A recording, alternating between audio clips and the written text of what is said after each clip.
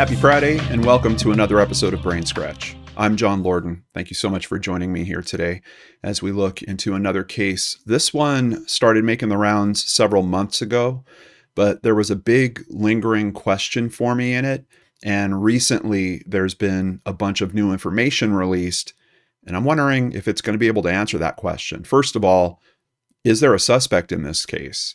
And second, does there need to be a suspect? Is there actually a homicide in this case? This story starts in a very unique way. We are in a unique time where people at home can literally start businesses or start even large, full-scale entertainment careers from their home office. And that is how this story starts, with an artist known as David. Let's go ahead and learn a little bit more about him at Wikipedia. David Anthony Burke was born on March 28, 2005 in Queens, New York. His family later moved to Houston, Texas. After 7th grade, he was homeschooled. Until he was 13, he solely listened to gospel music. As a child, he played piano and he sang in a church choir. Burke later discovered indie music through a Fortnite montage. In 2021, Burke uploaded his own Fortnite montages, launching his music career. Homeschooled as a teen, he described living vicariously through the experiences of his online friends, often referencing unfamiliar experiences in his music. To avoid copyright issues, he started creating original music for the montages he was releasing. He was blending lo-fi pop, R&B, and indie rock. He released his music to SoundCloud, and he chose the stage name David with the number 4 for the A and no I in there, partially to increase his search engine optimization. He released the single Romantic Homicide on July 20th, 2022, following TikTok snippets of it going viral. Romantic Homicide would chart at number 3 on the Hot Alternative Songs charts and appeared at number 33 on the Billboard Hot 100 chart, making his first entry onto that chart. The music video, inspired by film noir, was nominated for Music Video Independent during the 14th Hollywood Music and Media Awards. The song's success prompted Darkroom and Interscope Records to sign Burke in September 2022. And basically from here, his career would just continue to flourish. We're talking appearances at fashion conventions. He even had a run of concerts scheduled for the Grammy Museum. He kind of released a couple of EPs first and then eventually worked on a full album, released that, and then he was doing not only nationwide but also parts of Europe tour to support that. Interestingly, that song that started it all, Romantic Homicide, would kind of become a little bit of a hot button topic, especially around the rest of today's conversation because of some of the imagery. And I've just paused it here to give you some ideas, but you can see that he's dressed up. In most of the video, he's wearing a tuxedo, but we could see he's dropped the jacket here. He's blindfolded, and one of his arms has a lot of blood on it. And of course, in the foreground, we see that there is a bride, and it looks like she has been stabbed in the chest several times. Now, his explanation about this is that it's a character that he created. He says that he's really into anime, and it was kind of a character he created where a detective would be trying to solve these murders and then come to find out that it was actually himself that was doing it. Like, you know, he kind of had a split personality thing, something like what happened in Fight Club. So that's his reasoning for this imagery in this song. And keep in mind, I mean, this song is happening a few years before these next occurrences that we're about to talk about. But let's go ahead and start with an article. This is from the New York Post, September 10th, 2025. Dismembered body found in David's abandoned Tesla is ID'd as a woman with distinct outfit and tattoo. The dismembered corpse, found bagged and stuffed inside a Tesla registered to New York-born singer David, was a woman dressed in a tube top with a distinct "shh" tattoo on her finger, authorities said. The Los Angeles Medical Examiner's Office has so far revealed that the woman had black wavy hair and was roughly 5 feet 2 inches tall. And here we have some images That is the Tesla. It had been impounded for being parked on the street for too long. It was ticketed a couple times, eventually impounded, and that's when they noticed something was wrong with it. Authorities have suggested it could take some time to properly identify the victim, given that the bagged remains weren't fully intact and were already badly decomposed. It wasn't immediately clear how or when she died, but cops are treating it as a homicide. Police made the grim discovery after workers at the Hollywood impound lot reported a foul stench coming from the vehicle several days after it was brought in. The car, which bears Texas plates and is registered to 20-year-old romantic homicide singer David, had been reported abandoned in the Hollywood Hills last week. The Tesla was never reported stolen, according to TMZ. David Anthony Burke is cooperating with authorities despite being in the middle of a world tour, his reps said. The romantic homicide singer, who has 2 million followers on Instagram and billions of streams on Spotify, took to the stage in Minneapolis on Tuesday night as the investigation continued. So basically, that's the same day of the discovery happening in Los Angeles. He's actually out here in my neck of the woods, performing at a place that I go to frequently. Let's continue with ABC 7. Lake Elsinore residents hold vigil, and this is from September 22nd, 2025. We have an identification here of Celeste Rivas Hernandez. You can see her in the photo.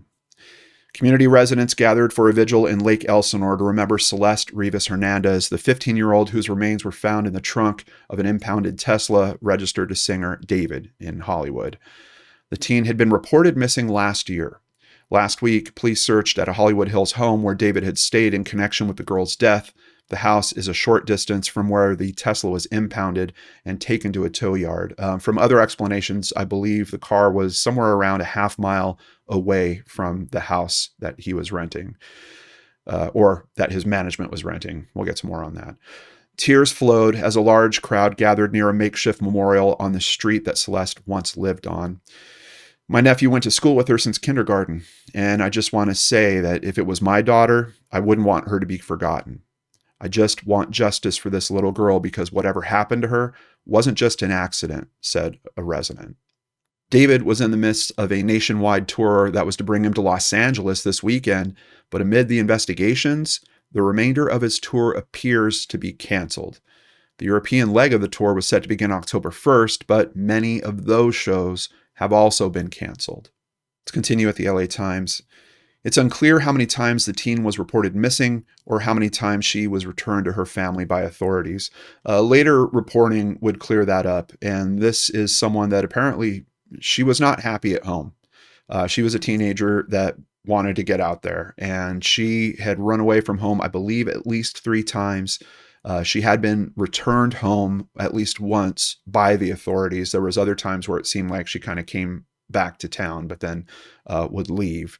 So there was an interview done with a former boyfriend of hers, and he was saying that it wasn't that there was anything abusive or really crazy going on in the house. It was just that it's not what she wanted to do. It's not where she wanted to be. And I believe for one of these occurrences where she was reported missing, it was in 2024. I think she was only in 7th grade at that time.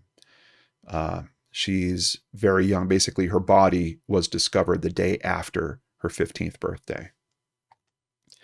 Just after 7 a.m. on March 19th, 2024, a young girl walked down the street in a dark sweater and light pants, according to surveillance footage from Del Lago Spirits, which is in her neighborhood. Rivas's family asked store owner Eli Nadoff for the footage. He sent it to them, confident the girl in the video was Celeste. He believes that she got into a vehicle down the street from the store, but he couldn't make out any clear details as she walked out of the frame in the video. He says that police have not contacted him for the footage. The teen regularly stopped by the corner store on her way to a nearby bus stop. She was always so quiet, shy, just a sweet child, he said. Rivas attended Lakeland Village School in Lake Elsinore, roughly 76 miles away from Los Angeles. Then her body appeared in the trunk of a Tesla in a Hollywood tow yard.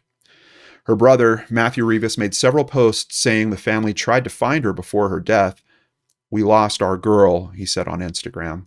"But we did everything, flyers at her school, TikToks, Instagram, Facebook, police, family searching everywhere. Even our family in Mexico shared and prayed for her." Another post said, "My mom hasn't spoken in a week. She feels she failed her daughter, but she didn't. She did everything. Our home is quiet and broken." Of course, detectives would try to retrace Celeste's steps and put together what happened in her final days. And we already have a giant question mark on that. When are her final days? Because from what we're hearing about the level of decomposition, probably hard to determine exactly whatever happened to her, when that happened to her. Celeste Rivas was reported missing in 2024 from the Inland Empire, her severely decomposed body found in a vehicle at a Hollywood tow. Police say that the car was towed from the area around a Hollywood Hills home rented by David. Detectives served that search warrant. It was at a home in an upscale neighborhood on Doheny Drive, north of Sunset Boulevard. Law enforcement sources with knowledge of the case, but not authorized to speak publicly, said the detective received various items, including electronics and computers. It's unclear when the girl died and how long her body was in the trunk. The car had a Texas license plate, and the remains were contained in a bag. Police have not said what connection, if any, Burke had to Rivas. However, several photos have emerged online and in some publications appearing to show the two together. So obviously, we have some concerns here. Yes, David is young, but he's 20 years old when this is going on. Even if they had been romantically involved a year prior or 2 years prior, I believe he might have been 18 when he met her, or maybe when they started communicating. But we're talking, she's 13, 14 years old in the past few years here, and he's an adult. So right off the bat, a lot of people online are just wondering about, look, we understand maybe this is a complicated case. We understand that, the body is in bad shape. Maybe we can't exactly say if there's a murder yet, but aren't there some charges that we can at least file kind of right off the bat about this potential relationship? And then there's, of course, another consideration, the fact that this body has been hidden. It's obviously with intent if it's been put into bags and if it's been dismembered in some way. So let's get back to the coverage here and try to put a little bit of a timeline together. There's not a whole lot. I'm just trying to zone in on where he could have been around these events. And this is basically an Excel sheet that is pulled together of all the dates of his tour before they started getting canceled. You can see this one on September 16th wound up being canceled. Body discovered September 8th. He's playing the Fillmore here in Minneapolis. But you can see that this tour, very intensive, and based on other descriptions I'm seeing, he's basically in a bus at this time, driving from place to place to place. So that bus takes off at some point in July, heads out for this tour, and he is just bouncing around the country. So yes, we know that the body was discovered September 8th. How long could that car have sat there before it was impounded?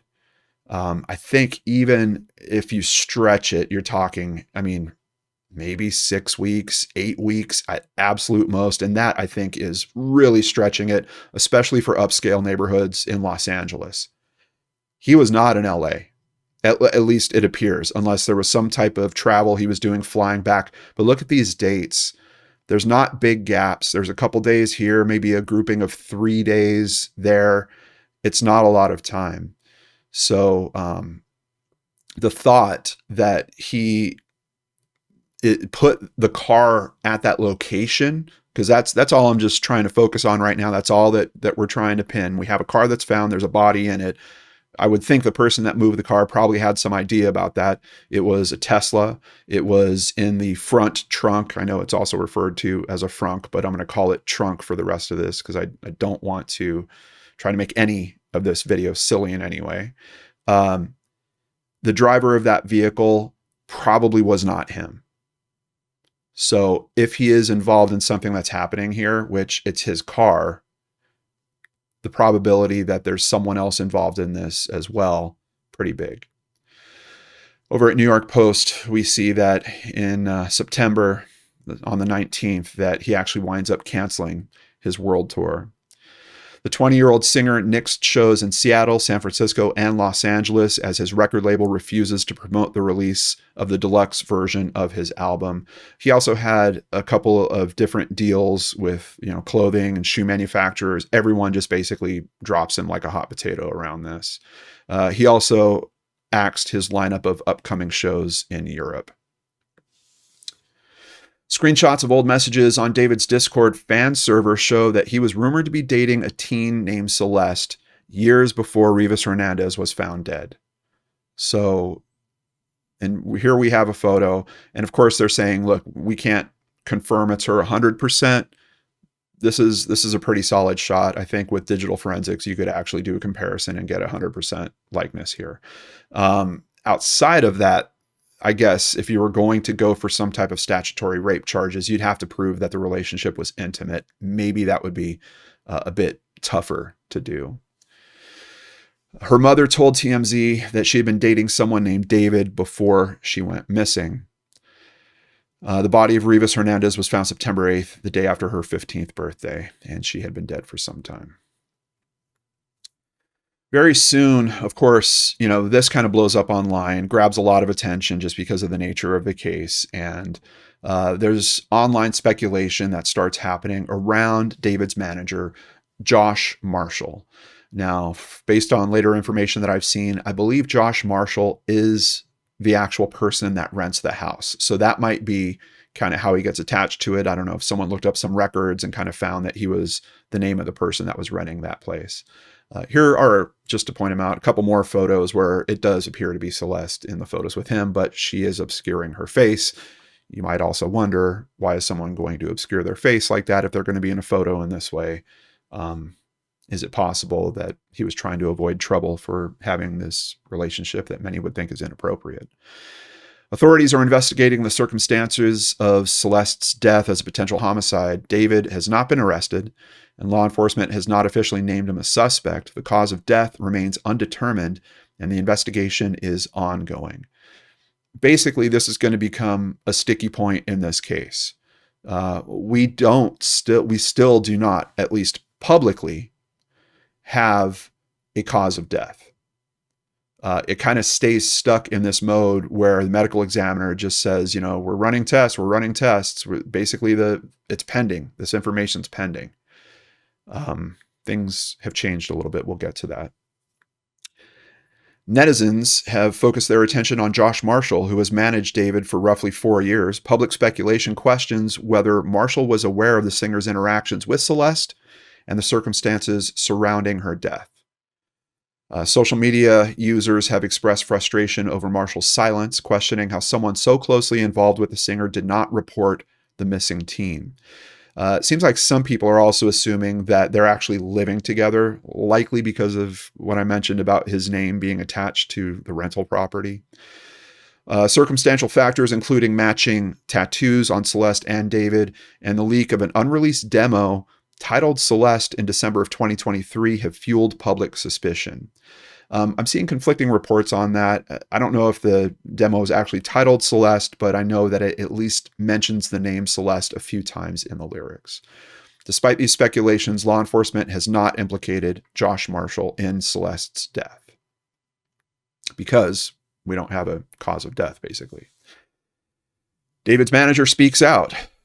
So he does wind up commenting. Basically, I think he catches wind of a TikTok and decides that he's going to reply to that. David's manager has denied knowing anything about teenager Celeste Rivas Hernandez's disappearance and refuted claims that he received an email about her before she died. Josh Marshall, who manages the R&B singer and is the founder of Mogul Vision, commented on a TikTok saying he has zero knowledge of anything. He confirmed to LA Magazine that he wrote a statement posted under a TikTok video about the case. So we do have confirmation. This is him actually writing this statement. This video is false and the person is misinformed. This is the only time I'll speak on this matter for now. This has been a tough time for my family, as I am a father of 3 children.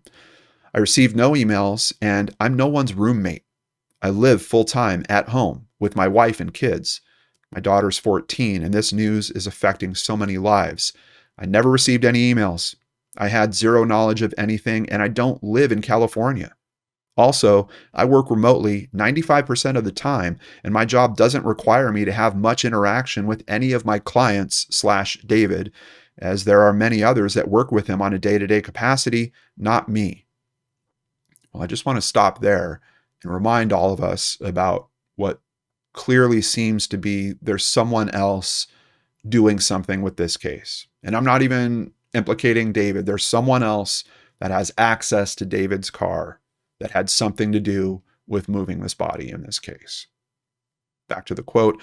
This news is tragic for so many and for her family. I hope the proper authorities get to the bottom of it soon. Let me remind people a lot of this is speculation and alleged. In the meantime, I am with my family, helping them emotionally get through the news of this tragedy. Please report on factual information. That article I actually pulled forward to where the accusation came out because I didn't want to leave it lingering with you guys there. So just know that social media kind of goes after this guy. He comes out and says, look, you've got this all wrong. We were not living together, and I don't even live in the state.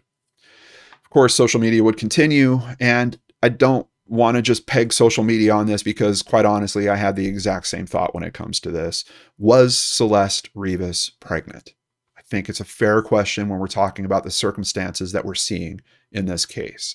Seems like a homicide. There's potentially something else going on here, and we'll definitely touch on that. But the possibility of homicide is certainly at play. Her body definitely being hidden by someone. I think this thought's going to happen for a lot of us. One of the main questions circulating on social media is whether Rivas was pregnant at the time of her death. Screenshots from Discord chats have resurfaced, showing David allegedly referring to a kid on the way, while tagging another user whose account has since been deleted. The images widely shared across social platforms have further fueled the claims that Rivas may have been pregnant.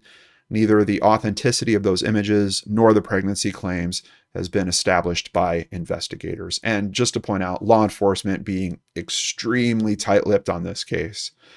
However, they're trying to work against an organization that I'm starting to have feelings about in terms of, you know how law enforcement's always telling us that social media is like screwing up their investigations and stuff? There's one particular publication, and I'm struggling with this because you're going to see through today's episode, their information is being relied on strongly. But I'm starting to have a feeling that TMZ is doing things that is crossing the line between reporting and trying to inject themselves into these cases. Now, I think in the Nancy Guthrie case, that's pretty clear. I mean, they became a part of it. I don't know if it was necessarily because they wanted to interject themselves into it. They certainly took advantage of it once that happened. But I'm just finding time and time again, when I'm covering these cases of any level of notoriety, which I'm acknowledging this is one of those, TMZ is coming up time and time again. And some of the stuff that I'm seeing that's happening around their information, I don't love. If you guys have more feelings, maybe you can help me figure that out for myself. Please tell me about it in the comments down below. But let's go ahead and continue with the information here from TMZ. Celeste Rivas's death certificate shows what we expected. The cause of death is being deferred while the LA County Medical Examiner and the LAPD try to establish how she died. We're told the ME is awaiting toxicology results. According to the certificate, Celeste was not pregnant, nor had she been in the last year. So again, I kind of moved that information together because I didn't want to leave the social media angle out there hanging too long. That's what they're saying. Here's the information to kind of counter it. And this is basically coming from, it's through TMZ, but it is coming from an official document, the actual certificate. Now, they're touching on an interesting thought here, though, that the ME is awaiting toxicology results. And of course, that opens up what I think many of us would consider the second plausible theory in this, is that, yes, we can acknowledge that her body is, someone was attempting to hide it in some way and may have been successful for a period of time. We don't know how long that period of time is.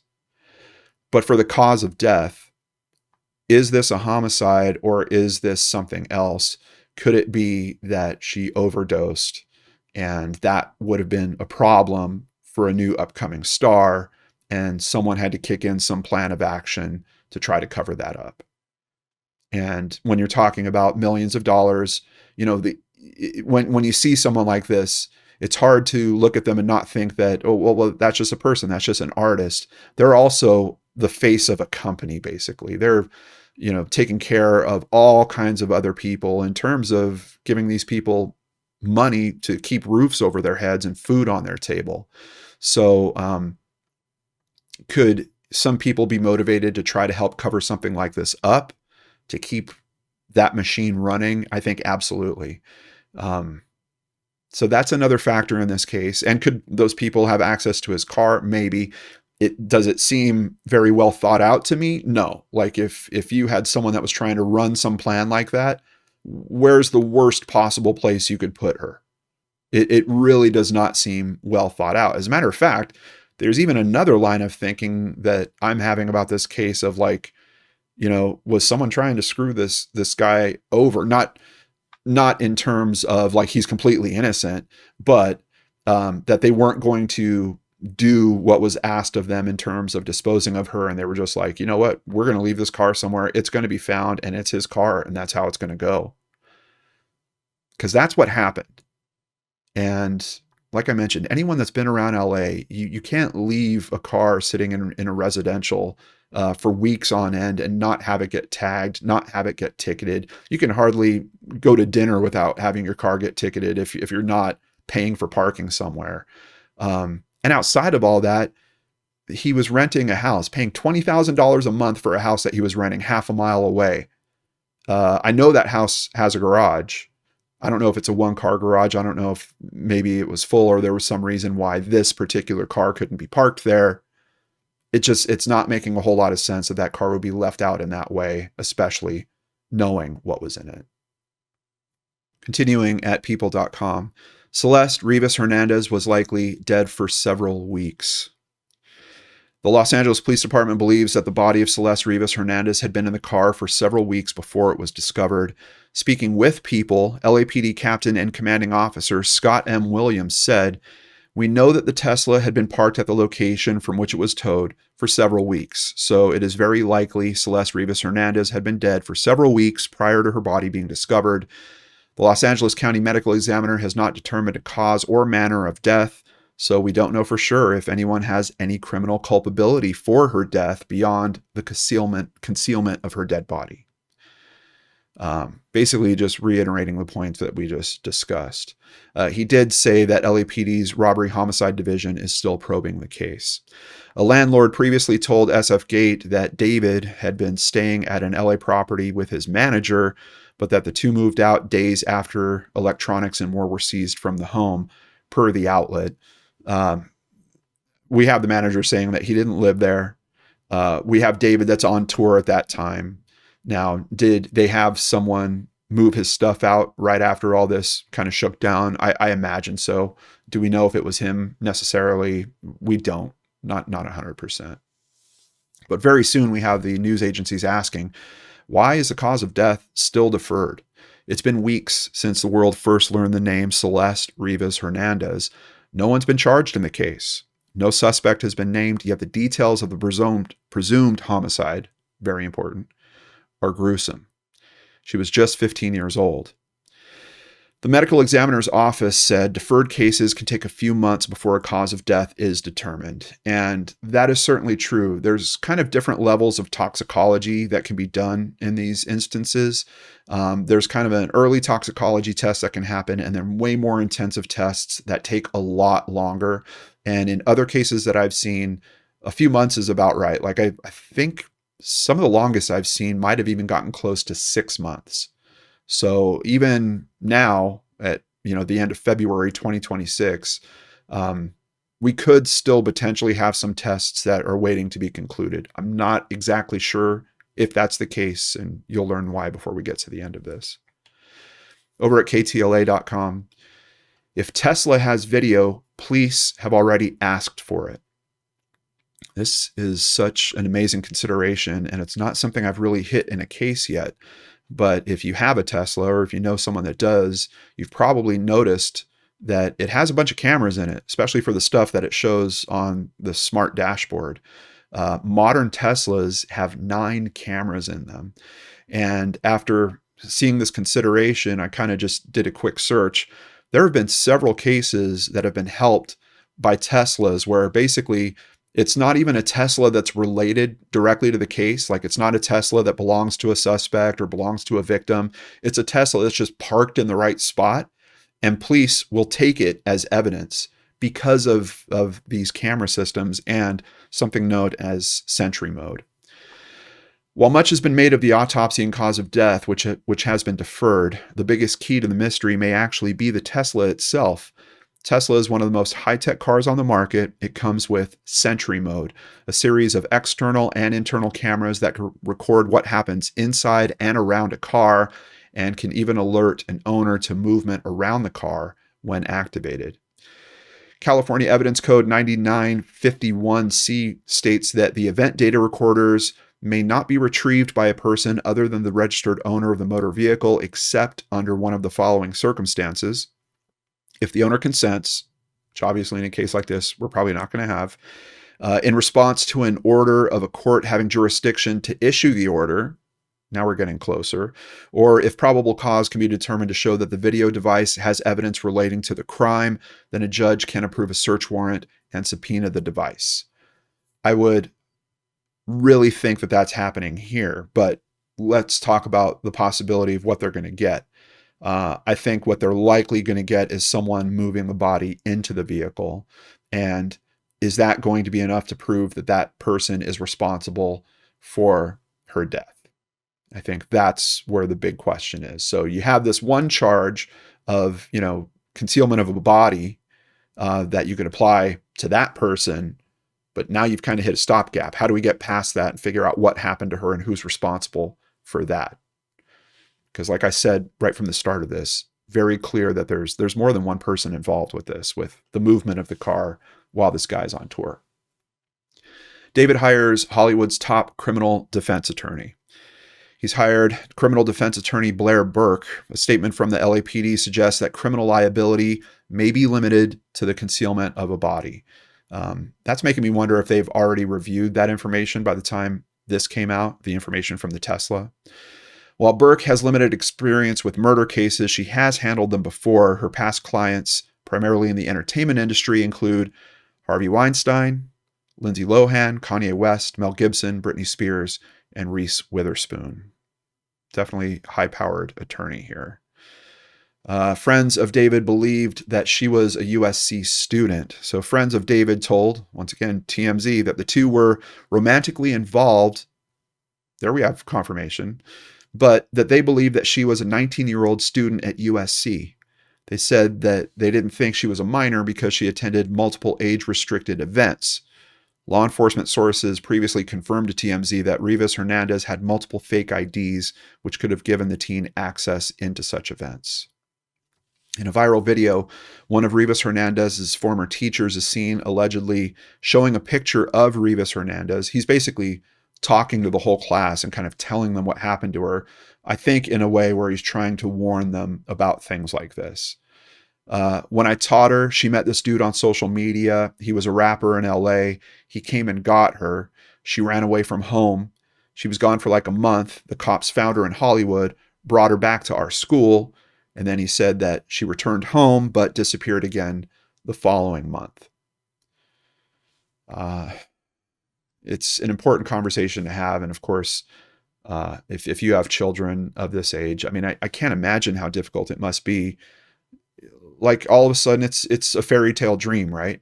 Like there's this guy that is famous that is talking to me and, oh, now he's coming and he's taking me away from my home and I don't want to be home anyway.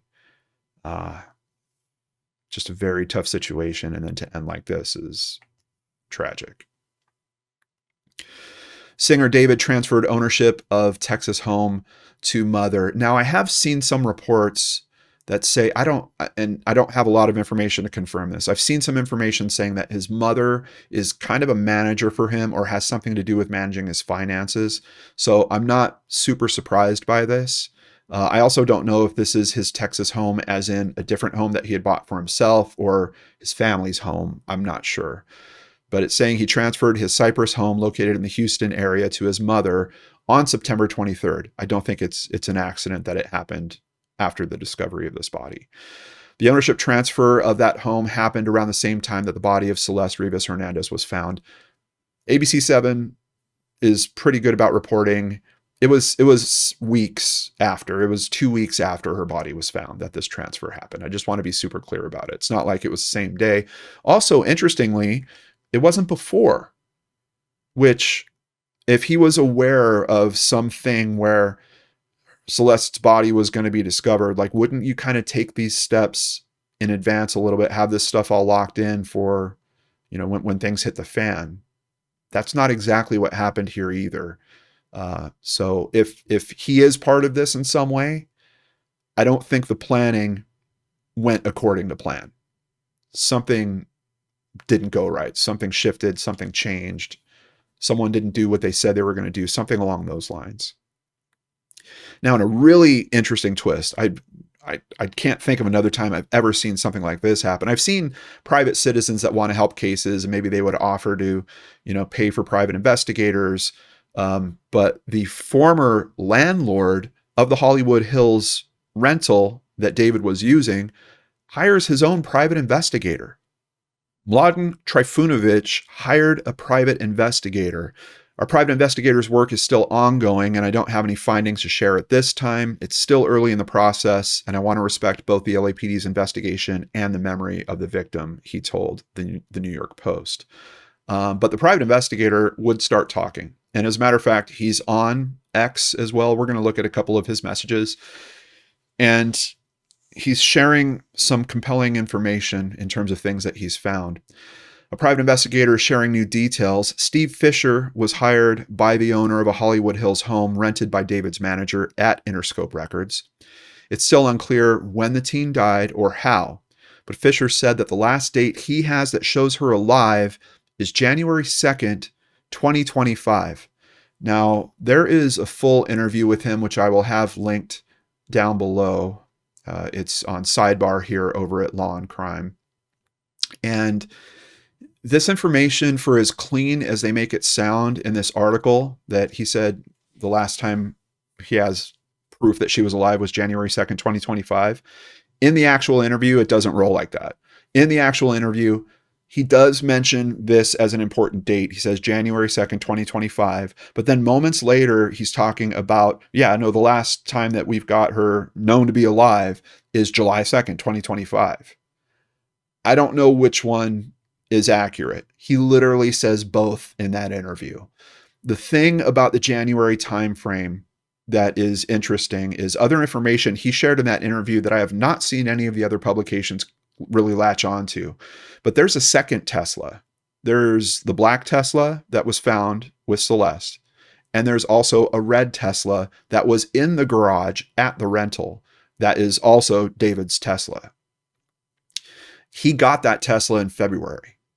So I think Fisher's trying to put together that basically they used the black Tesla for hiding her, that something happened to her maybe in late January or early February.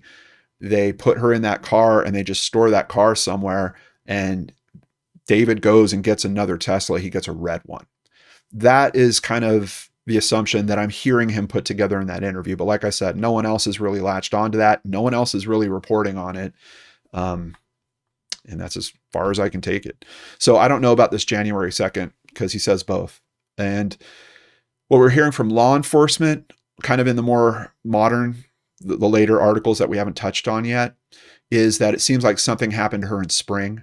So July 2nd doesn't sound right to me either.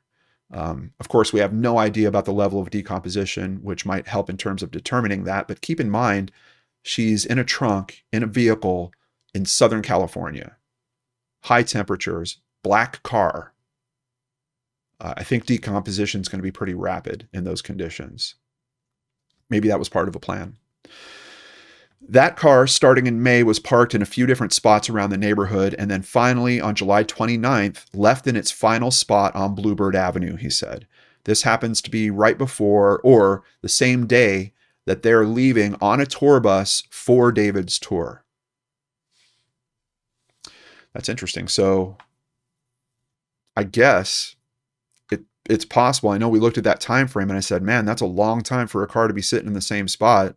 He is under the presumption that, yeah, it was actually left at that location before the tour started. It would have been approximately a little over a week before that. When asked if he knew who was driving the Tesla at the final parking spot before it was towed, Fisher said, as far as what we believe was the final parking spot from where it was towed, yes, it's very clear. So he's throwing a little bit of a question there. It seems like he is not 100% sure, probably because law enforcement has been so tight-lipped about information on this case. It seems like he's not 100% sure that it's exactly the right spot. It's the right street, but maybe it could have been moved on that street. But he is saying for the person that left it at that location, it's very clear. He's saying that neighborhood is filled with surveillance cameras. And of course it is. And that type of area in Los Angeles, we're not just talking about having a doorbell cam, a Nest cam, or something like that. We're talking full on high-end security systems. As a matter of fact, the location where David was staying has its own camera system, has it integrated with the security system.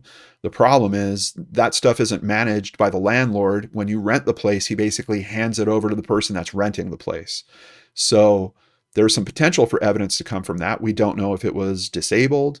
He did mention that some of the smoke detectors that were part of that system were kind of covered up in the house, maybe because people were smoking in the house.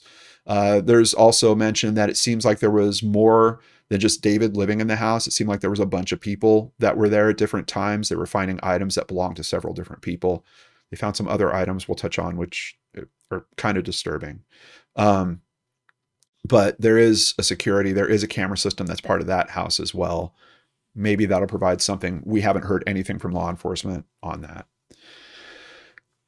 Fisher added that he has no evidence that Hernandez's body was transferred into the Tesla before or after it was parked. When it was moved to that position, it was already like that.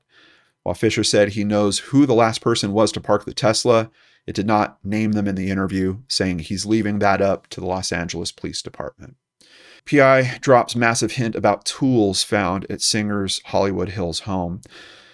There were multiple of these items that could all be used together. Heavy-duty tools and machinery you'd never need in a Hollywood Hills home.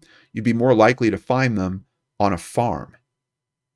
The private investigator noted that one of the items seemed to have been recently delivered, still in its original shipping packaging. He said, I don't know what impact these items could have on the overall narrative, if any, but he did describe their presence as unusual.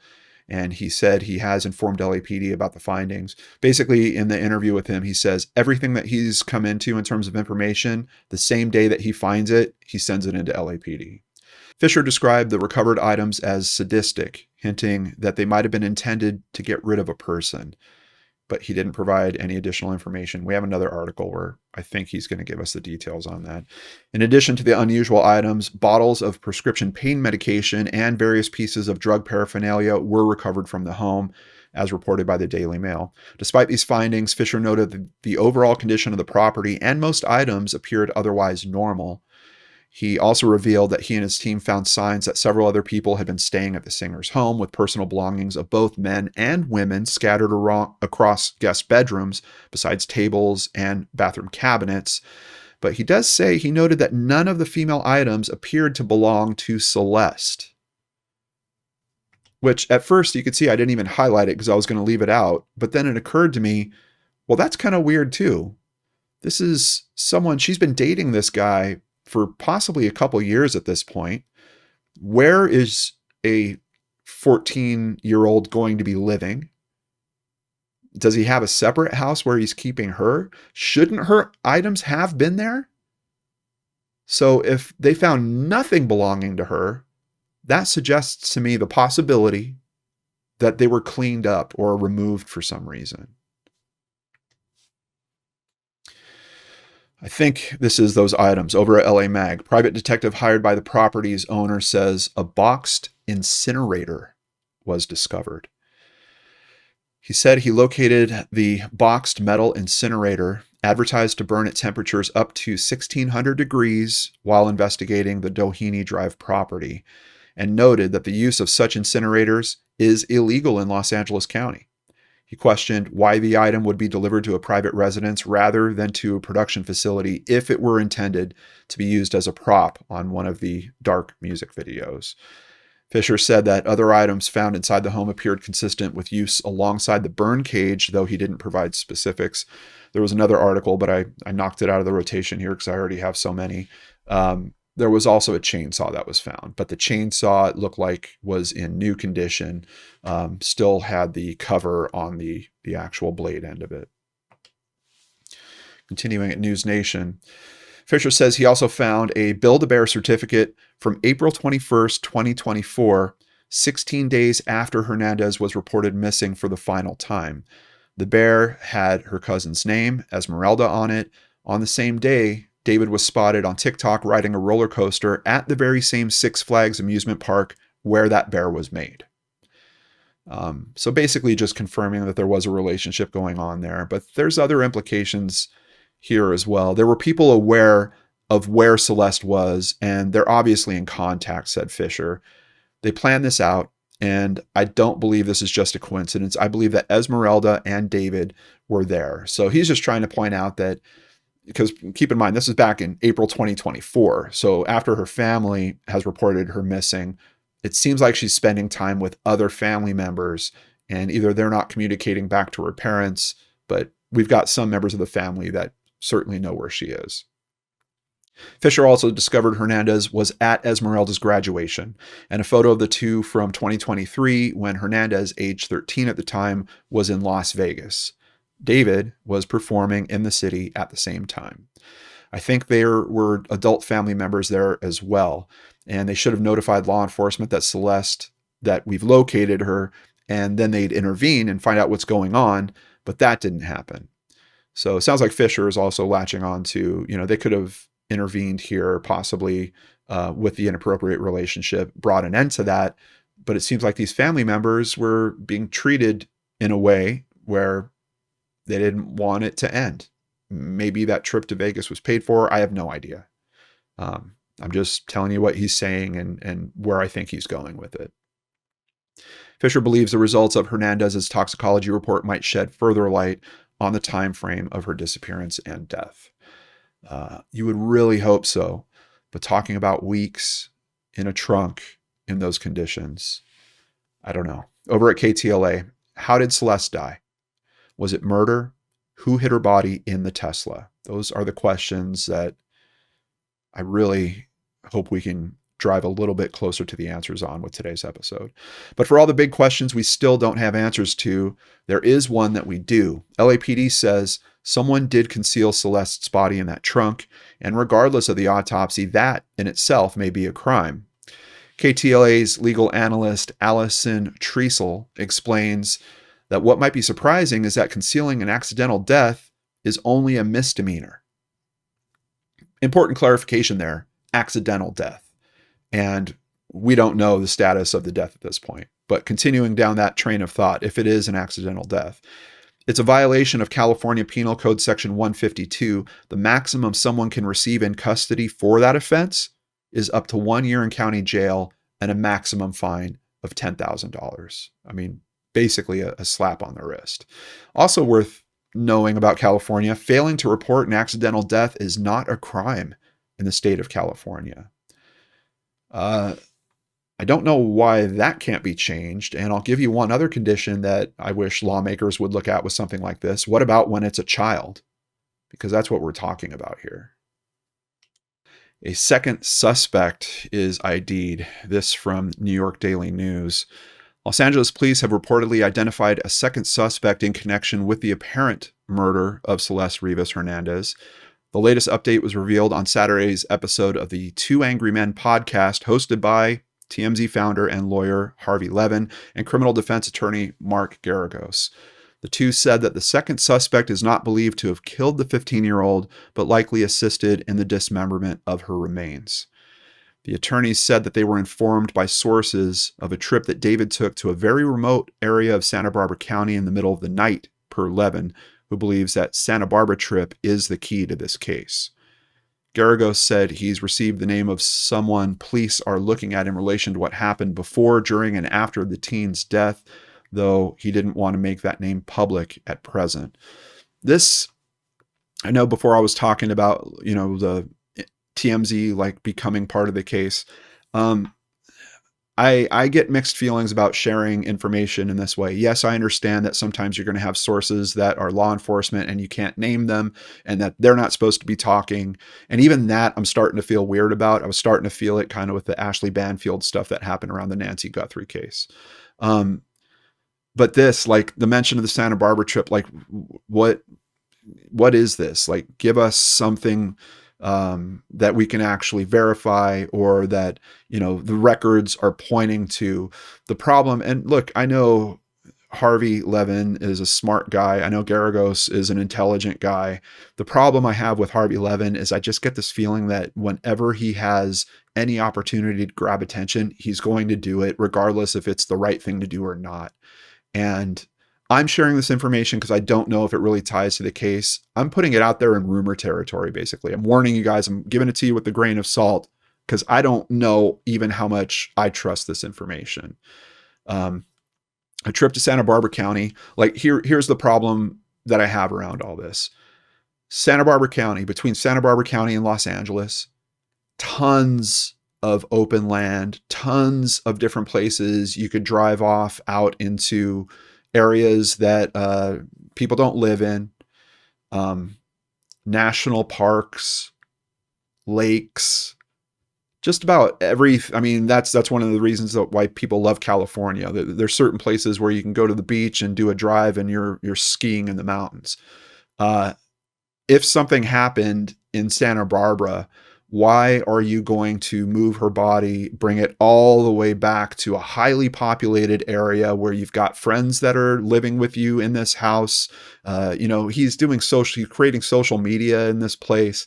Like, I don't know. I don't understand this information, but basically I'm just running it because I'm still on the fence about this possibility.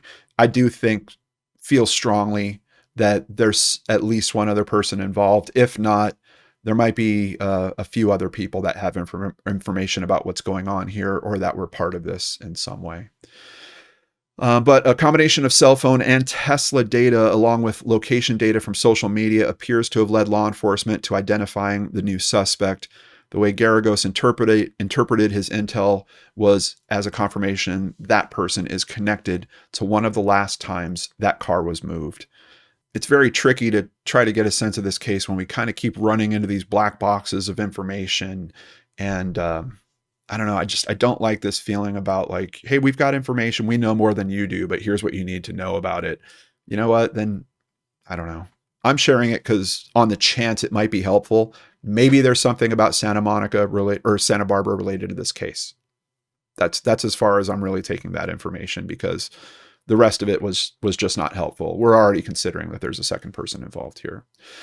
Why cops may never determine Celeste Rivas's cause of death. A TMZ report has said Hernandez's dismembered body parts were partially frozen and thawing in the car. This left Los Angeles County medical examiner struggling to determine an official cause of death, sources told the outlet. The cause of death will most likely be undetermined, the outlet stated. Again, it sounds like we're having information that's coming from some secret source, not naming themselves. And this one also doesn't sound right to me. And I can tell you with later information is basically wrong. LAPD is coming out and saying this is not accurate. So this is one of those things. Just think about the logistics that we're talking about here. Black car, Southern California, parked on the street. How could she be partially frozen if it was left there for possibly up to almost a few months out on the street? And couldn't freezing the remains actually help preserve them in some way? Not necessarily. This is a chart that I had Gemini throw together on the differences between refrigeration versus freezing. Refrigeration as in proper refrigeration that sometimes happens with bodies at a medical examiner's office. Tissue integrity, with refrigeration, preserved for weeks. But with freezing, it essentially becomes destroyed by ice crystals that form when the freezing process happens. Microscopic data, clear and usable with refrigeration, but can be obscured by cellular rupture when frozen. Time of death, far easier to calculate with refrigeration, and with freezing, becomes hidden or intentionally confused. Bruising and trauma remains distinct with refrigeration, where with freezing, it can actually be masked by thaw damage. That being said, the possibility of her being frozen at some point in this process, I think, is highly likely, especially when we're talking about these time frames of maybe as early as January. Hernandez's remains may have been refrigerated before being wrapped in a black bag, a source with knowledge of the investigation told Rolling Stone. The investigators are exploring the theory that the remains were either frozen or refrigerated before the transfer, the source claimed. And that's the problem. That is the problem with unnamed sources. It's hard. It's hard to trust them. When someone doesn't put their name to it, it's kind of like the same as social media, right? When you've got some alias, yeah, you could go leave any kind of comment you want. It's different when you're an unnamed source. We've been waiting for the final autopsy report to be released on case number 2025-14252, the official case number with the Los Angeles County Medical Examiner. The case file had been searchable with the cause of death listed as deferred pending additional tests on Friday, and this is back in November 21st, 2025. That changed. And the update may indicate movement on that key document. Now, when you search the case number, all the fields appear empty. Now, if you search for the case number, it's gone. There's literally a gap. You can search every case before it, every case after it. That one case is missing. KTLA reached out to the medical examiner's office and is awaiting confirmation on whether the autopsy and deferred results are now complete. It's also possible that a security hold has been placed on the case in anticipation of the autopsy's release. Basically, the record has been pulled in a way that is questionable to some people. Over at LA Times, now LAPD describes probe as investigation into murder. Los Angeles police obtained a court order blocking the medical examiner from releasing records. The medical examiner's office is challenging the secrecy order, arguing such holds are unusual and unproven to improve investigations. Their office has actually been trying to fight this kind of stuff and remove this. They know that they serve the public and that information serves the public interest. But for some reason in this particular case, which I think KTLA's assumption was kind of right, I think basically the results came in and basically it was time to, from LAPD's point of view, lock up the information. LAPD Detective Joshua Byers, a veteran of the Elite Robbery Homicide Division, filed a declaration that described their probe as a murder investigation, according to court documents. LA Superior Court Judge Craig Richmond granted the LAPD's request and ordered that the medical examiner's findings be sealed. In his court declaration, Byers said that making autopsy findings public will reveal or tend to reveal the ongoing investigation and the integrity of the investigation, as well as the identity of witnesses and or informants who are cooperating with law enforcement and the content of the information they have provided, which could endanger the lives of witnesses and or compromise the investigation. Now, there's a lot written into that statement, but for some reason, especially seeing the word informants in there and kind of touching on that conversation I had earlier about like who would have left her body in his car out there to be found. Maybe someone's speaking. Maybe they have someone already that's helping them with this. The judge ordered that the declaration, supporting documents, and the court order itself be sealed and maintained in a secure location in the custody of the clerk of the court until further order of this court, the document said. LAPD Captain Mike Bland said that this remains an ongoing investigation by the RHD, or the Robbery Homicide Division, and the purpose of the court order is to ensure the LAPD receives information before the public does. And I have to wonder if that's usually where we get the rap about social media has given us trouble with this. In this case, yeah, we touched on a couple things where social media ran away with the story a little bit. But I'm starting to wonder if they're talking about major media sources too, or one major media source in particular. Last week, LAPD Deputy Chief Alan Hamilton, who oversees the department's detective operations, addressed the investigation, saying accountability is coming. Our RHD detectives have been working and not waiting for that decision by the medical examiner. They are going to get justice for Celeste Rivas. That's a big statement coming from the deputy chief. The word justice in there. If this was an accidental death, I don't know that that word would be in there. No one is off the table, including him. And he's referring to David. That sounds pretty direct. LAPD captain reveals what cops saw when Celeste Rivas Hernandez was found dead in David's trunk. And she wasn't frozen. Sorry for the spoiler earlier. LAPD captain and commanding officer of Robbery Homicide Division Scott Williams says Celeste's body was not frozen. She was also not decapitated, which I guess was another rumor going around, though she was, we know, her limbs were dismembered. The whole frozen thing doesn't even make sense. Her body was in the car for weeks. Williams continues, even if she had been frozen solid when she was put in the car, which there is no evidence to suggest she was, 5 or more weeks in the trunk of a car in sweltering heat in the middle of summer would have not resulted in a partially frozen body being discovered September 8th. Definitely some just straight up logic there. And we eventually learn towards the end of 2025 that there is a grand jury that is working on this case. Grand jury weighs evidence. Prosecutors began presenting evidence to an investigative grand jury in mid-November, according to 2 law enforcement sources who were not authorized to discuss the case publicly. Let me just take a side note here, because I know I've been, kind of pushing on the TMZ thing a lot, maybe too much. But on the flip side of that, a good public information officer for LAPD could also be really helping here, because the information that's being released, it's not great. The way that it's being released isn't great. I didn't run into any mentions of any kind of press conference, them taking questions anywhere, none of this stuff. And there's an aspect to that where I know LAPD has to deal with crimes that sometimes involve stars of one type or another. And a lot of people think those cases get handled differently. And I kind of feel like that too. I kind of feel like we're seeing a bit of that go on here.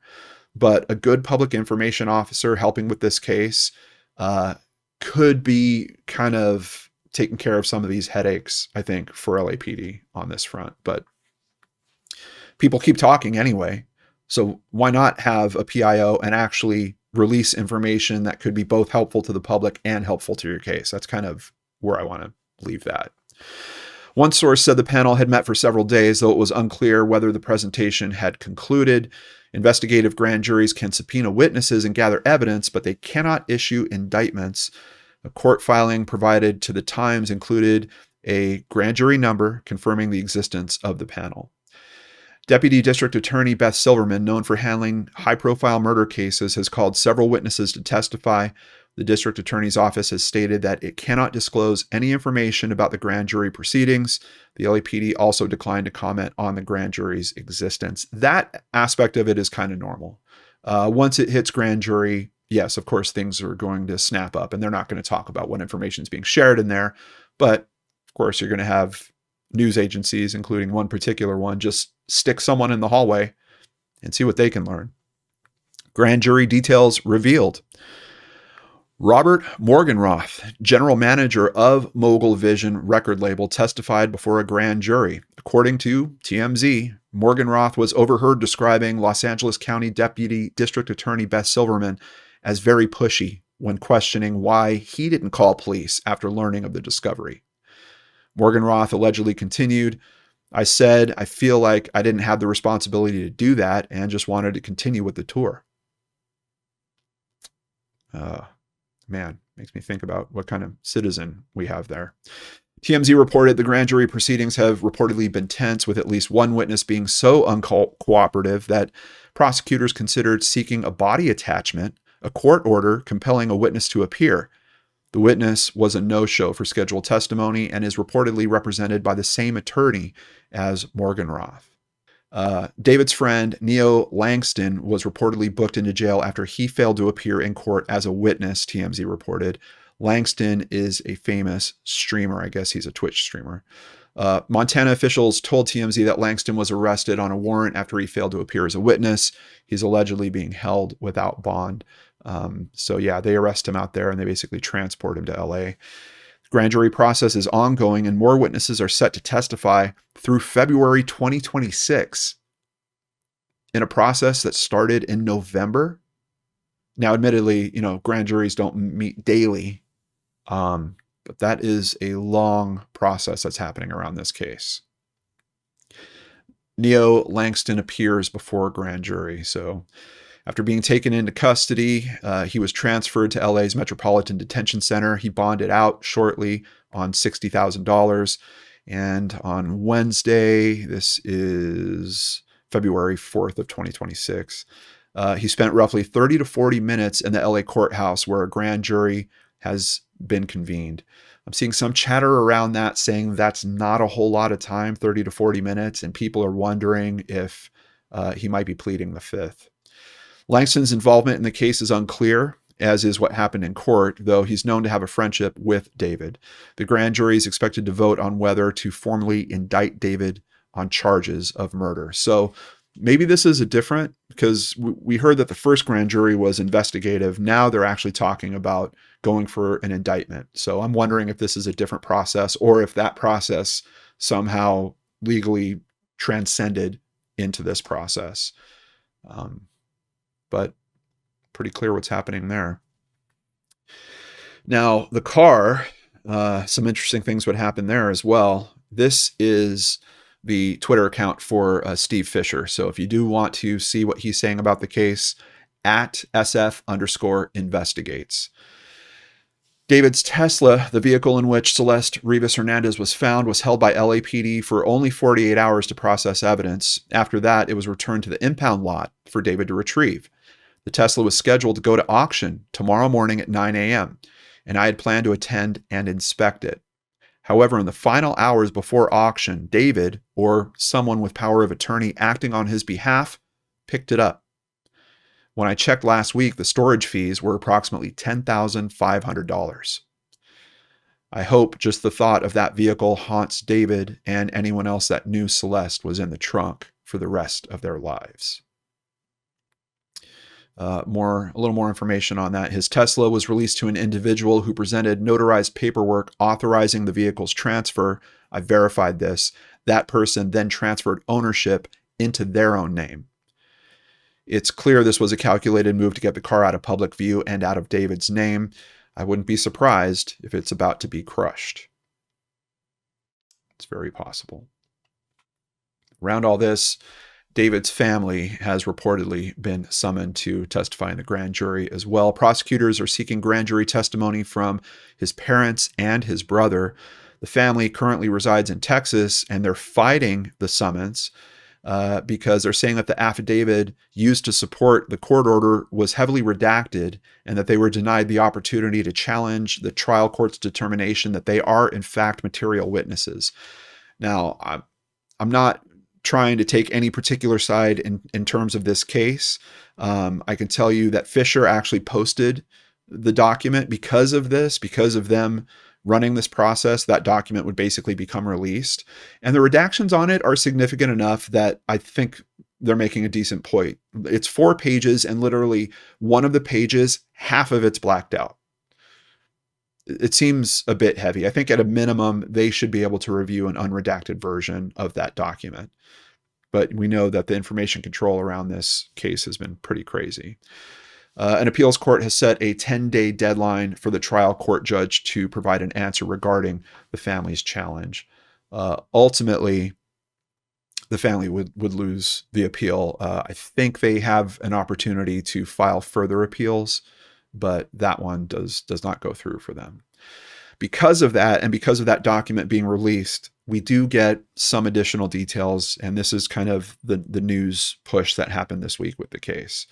We get a few more details about how her remains were found. According to a petition for attendance of an out-of-state witness, specifically it was for his father, we learned that her remains were found in 2 separate bags. In the petition, prosecutors allege that David may be involved in the death of 14-year-old victim Celeste Rivas Hernandez, who may have been a victim of foul play. More than that, the paperwork in several places refers to him as target.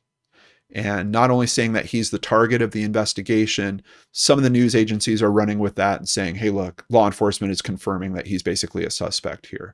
But the way this is phrased is consistent with what I saw in the document, that he may be involved in the death of Celeste Rivas Hernandez, who may have been a victim of foul play. That may is still an important distinction for these documents. LAPD detectives responded to the Hollywood tow yard to investigate. Detectives approached the vehicle, which was parked in a lot on the upper deck of the impound, and immediately noticed a smell of decaying biological material consistent with a decomposing corpse coming from the front storage compartment of that vehicle. Investigators obtained a search warrant and observed a black cadaver bag covered with insects and a strong odor of decay when they opened the front truck, according to the petition. This, to me, a black cadaver bag, which is something like this, I don't know if this is actually the same model, is suggesting just a different level, again, in terms of planning. Now, admittedly, I've only watched that one video of his, and there's a lot of death imagery that's happening in there. Is it possible that because of his music videos and stuff like that, that something like this might be around or available to him? It's possible, but I don't know. And to know that her body was in 2 separate bags like that is very disturbing. Utilizing Black's latex gloves, detectives partially unzipped the bag and observed a decomposed head and torso. Officers notified investigators and criminalists from the LA County Department of Medical Examiner about the death. And then upon removing that cadaver bag from the front storage compartment, it was discovered that the arms and legs had been severed from the body, and a second black bag was discovered underneath the cadaver bag.